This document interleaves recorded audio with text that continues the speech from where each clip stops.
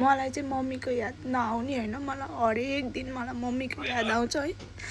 र पनि आज चाहिँ मलाई एकदमै धेरै गाह्रो भयो कि, कस्तो गाह्रो भयो कि आजकै दिनमा म यसरी नै यहाँ म जसरी बसेको छु त्यसरी नै बसेर आजकै दिनमा मैले मम्मीसँग कुरा गरेको थिएँ कि मम्मी बिरामी हुनुहुन्थ्यो। अनि यहीँ बसेर यत्तिकै यसरी नै बसेर म मम्मीसँग बोल्दै थिएँ कि मम्मी बिरामी हुनुहुन्थ्यो। अनि यहीँ बसेर म बोलेको थिएँ कि मम्मीसँग, मम्मी पिर नमान्नु, म तपाईँलाई लिएर आउँछु, नेपाल लिएर आउँछु, नेपाल आएर ठिक हुने, सन्चो हुने, हामी तिनजना आमा छोरी सँगै बस्ने भनेर मम्मीलाई मैले यहीँ बसेर फोन गरेको थिएँ। अनि मलाई चाहिँ आज कस्तो साह्रै याद आयो कि मम्मीको, मलाई कस्तो गाह्रो भइरहेछ कि।